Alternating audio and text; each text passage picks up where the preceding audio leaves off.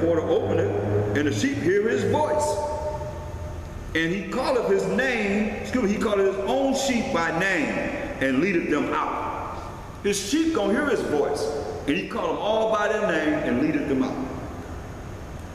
And when he putteth forth his own sheep, he goeth before them, and the sheep follow him, for they know his voice. They know the voice. And a stranger will they not follow. See, a stranger that don't have this voice of a Mashiach Yahushua speaking to you, those that hear his sheep, that are his sheep, and that hear his voice, Salakia, they're not going to listen to a stranger. They'll be able to dissect, okay, something's up with this cat. That's not the voice that I've been hearing. If you hear a Mashiach Yahushua's voice, a stranger will they not follow, but will flee from him, for they know not the voice of strangers. See? His sheep, that's the 1/3 of the 12 tribes of Israel. That's why looking at verse 9 of 2nd Ezra 7th chapter again, it says, in this city now, if this city now were given unto a man for an inheritance, if he never shall pass the danger set before it, how shall he receive this inheritance? Look at Matthew 7 and 13. How do you receive this inheritance if you don't go through the danger that's set before the city?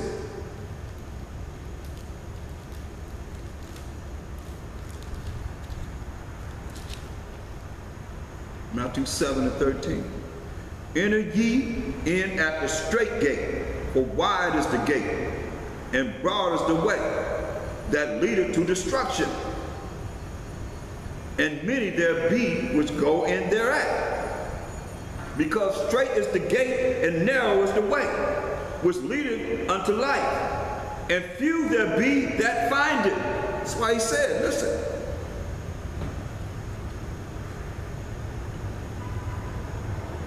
Second Ezra 7 and 7. The entrance thereof is narrow, and is set in a dangerous place to fall. See, you got to go through tribulation. You got to go through persecution and so forth, danger, as you see in our life of Jacob's trouble right now. The entrance thereof is narrow, and is set in a dangerous place to fall, like as if there were a fire on the right hand and on the left a deep water, and one only path between them both, even between the fire and the water, so small that there could but one man go there at once, one person at a time. If this city now were given unto a man for an inheritance, if he never shall pass the danger set before it, how shall he receive his inheritance? And I said, it is so. Uriel, the archangel of the Most High, then said he, Uriel, the archangel of the Most High, unto me, even so also is Israel's portion, not every nation, even so also is Israel's portion. Because for their sake, for the Israelites' sake, I made the world. And when Adam transgressed my statutes, then was decreed that now is done. When Adam transgressed the statutes of the Most High, and the Most High allowed the Adamites to be righteous, and he brought in that evil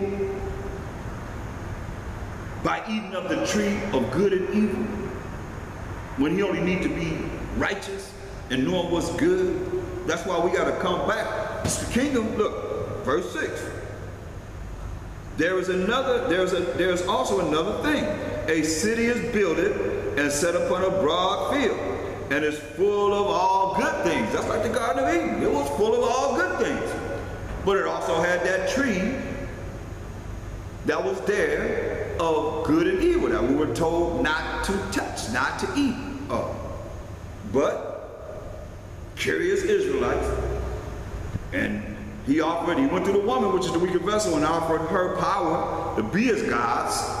The beers are all the guys that the other nations were following and follow to this day. Nothing new under the sun. And she said, oh, that sounds good to me. I'm gonna have all this power. And she went for it. Adam fell for it.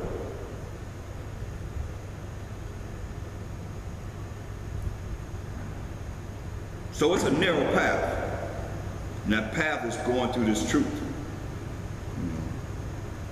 And the truth is following the laws of the Most High, that we can follow a Mashiach Yahushua to lead us, because since he says the way, to lead us to how to follow the law, which is the truth, that's going to lead us to everlasting life, people. That's just the way it is. This was all made for us. He said, because, verse 11, because for their sake, for Israel's sake, I made the world. And when Adam transgressed my statutes, then was decreed that was done, that now was done. Then were the interests of this world made narrow, full of sorrow and travail. They are but few and evil, full of peril, that's dangerous, and very painful. For the interests of the elder world were wide and short, and brought immortal fruit. We're supposed to live forever. If then they that live labor not to enter these straight and vain things, they can never, he said, they can never receive those that are laid up for them. If you don't want to go through what you got to go through, you ain't going to never receive this everlasting life that he's talking about. Now therefore, why disquietest thou thyself? Why you got quiet on it? Seeing thou art but a corruptible man, and why art thou moved, whereas thou art but mortal? Why hast thou not considered in thine mind this thing that is to come, rather than that which is present? Let you notice the future, rather than like people. Our people are strictly thinking about what's happening in their life now, not thinking about what's written in the prophecies of the future. It's about what's happening now. What you gonna do for me now? I need mine now. Like I said, we got next. They said we got now. How you got now? This ain't our kingdom. We in captivity. Just learn how to read about 70 years ago. Listen. Verse 17. Then answered I and said, O Uriel, that beareth rule, Most High, power, Abraham, Isaac, and Jacob, thou hast ordained in thy law that the righteous should inherit these things, but that the unrighteous should perish. Nevertheless, the righteous shall suffer straight things. We're going to suffer straight things. And hope for why? What's the why of this big city that's coming out? New Jerusalem. And all the cities that the nation going to build for us. On this earth. That's the kingdom.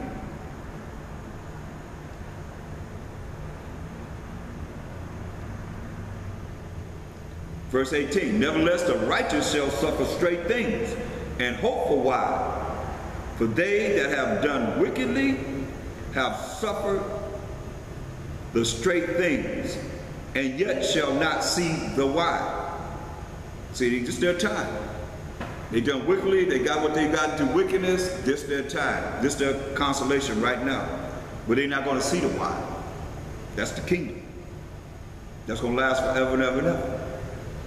And he said unto me, there is no judge above the Most High, and none that have understanding above the highest.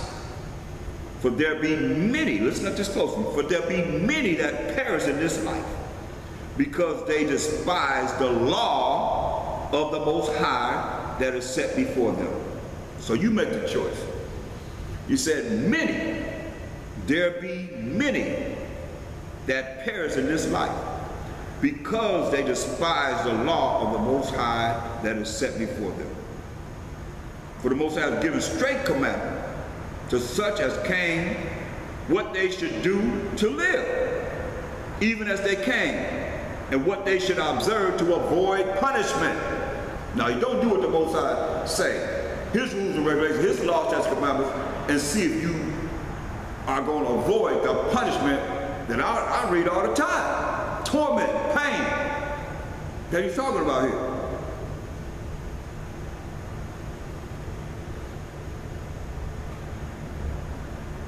For the Most High hath given straight commandment, verse 21, to such as came on this earth, what they should do to live, what you should do to live and reach everlasting life, even as they came, and what they should observe to avoid punishment. Nevertheless, they were not obedient unto him, but spake against him, and imagined vain things. They spoke against the Most High. How? Just like you're speaking against the Most High right now. All you that don't want to follow his laws. All you that come up with excuses. Oh, we in captivity, we can't do that. But others are doing it. Or the Israelites. And you sit up here making excuses. You will be punished. Nevertheless, they were not obedient unto him, but spake against him and imagined vain things, and deceived themselves by their wicked deeds, by their actions. They fooled themselves, deceived their own selves, lied to their own self, like some of you lying to yourself right now. Oh, we can't follow the laws, but yet still come at you and say, you better follow the law of the land. So who's your power? The Most High, power of Abraham, Isaac, Jacob, or the white man and his laws? They just passed a law that man and a man can get married. Every state, Supreme Court just passed that. Woman and woman can get married. Let's see what happened out of that. Is that okay with the Most High? No. Leviticus 20:13 says, if a man lie with mankind and shall a woman, both of them have committed an abomination, they shall surely be put to death, their blood shall be upon them. That's what it says. So that's the law. But this law of the land says it's okay. Drugs in our neighborhood, guns, everything you think of to destroy us is right there. Our minds polluted, polluted food, give to us. Just send it over there. Channel it into their neighborhoods. Water's contaminated, say they contaminate the water in certain areas. They letting it flow over there. And the water that's going to the Edomites' neighborhood is not the same as what's going to your neighborhood. But you don't know that because you're too intelligent. But let's keep on going. Let's read on. Verse 23, and deceived themselves by their wicked deeds, wicked actions, and said of the Most High that he is not, and knew not his ways. Because that's what you're saying when you don't want to follow his way, which is what? Following his law, statutes, commandments. He said it's the Sabbath. How many people are honoring the Sabbath today? Even those that know and still don't. They don't have really an excuse. Well, they could, but they say, okay, well, I'm going to do this. You have a work, you have a job, you tell you try and work it out with your boss, and you don't have to work on the Sabbath. Work on the first day. But you got a desire to do what's right, and if you are, you got to repent. Ask the Most High to forgive you. Because he's serious about his Sabbath. This seventh day, that's the day, the seventh day. He's serious about it. Verse 23, and deceived themselves by their wicked deeds, wicked action, and said of the Most High that he is not, and knew not his ways. See?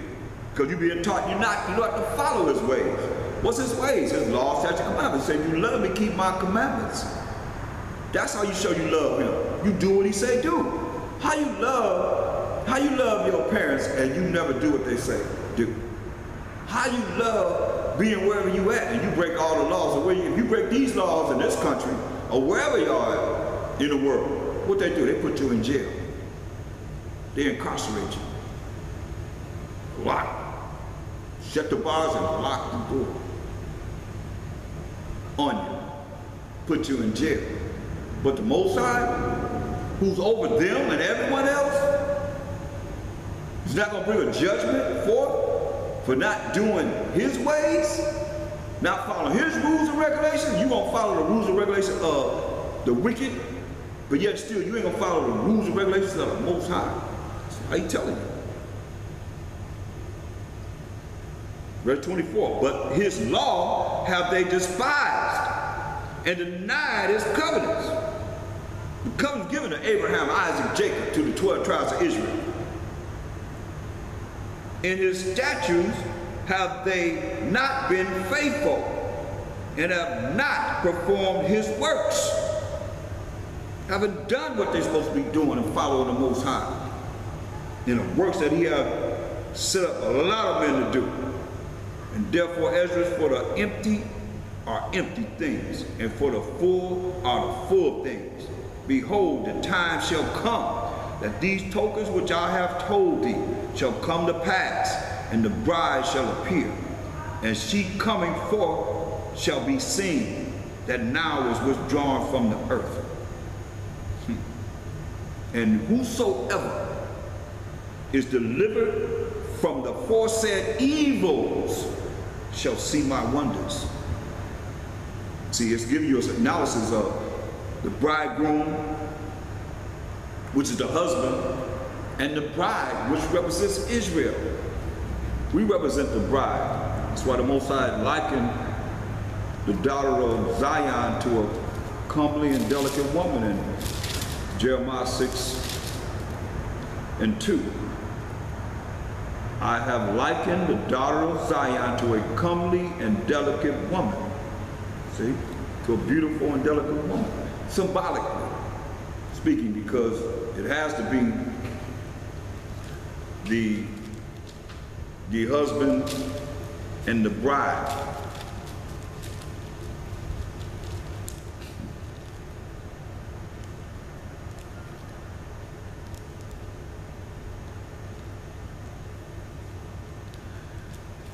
Has to be.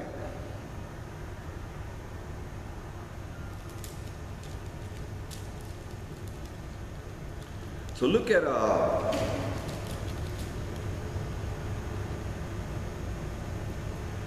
go back to Romans 6.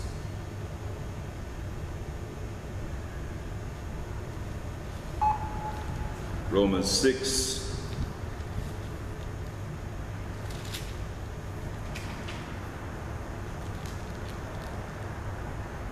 And 6 again, knowing this, that our old man is crucified with him,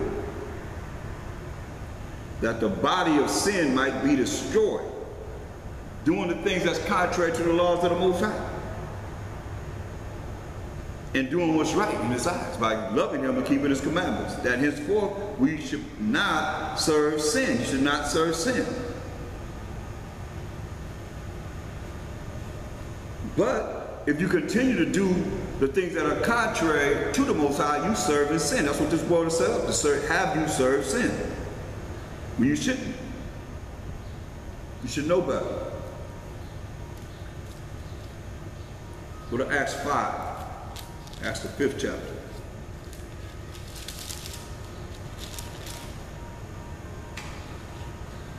In the first verse. Just showing you how your temptation through the devil and Satan, serpent, beast, dragon, all of that, Esau, the spirit can enter into you and have you do things that's contrary to operating in the spirit with the Most High and saying you have a spirit. And Shalom, welcome everyone that's coming to the conference call. It says, Acts 5:1, but a certain man named Ananias with Sapphira, his wife, sold a possession. Because we were selling lands and houses, those that had the ability to do this and not be just homeless, because we had monies. We sold lands and houses and laid the monies at the apostles' feet, and distribution was made as there was a need. That was the Essenes, the Israelite Essenes. Not all Israelites, because just like it's now, some Israelites don't even feel that you should even help anybody. They want everything for themselves.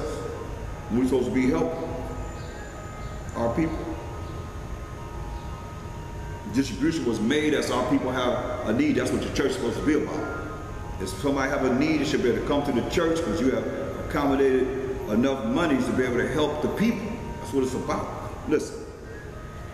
Acts 5:1. Look at this scenario. But a certain man named Ananias with Sapphira, his wife, sold a possession and kept back part of the price. His wife also being privily to it, and bought a certain part and laid it at the apostles' feet. So what happened? What happened here? Satan got into their minds.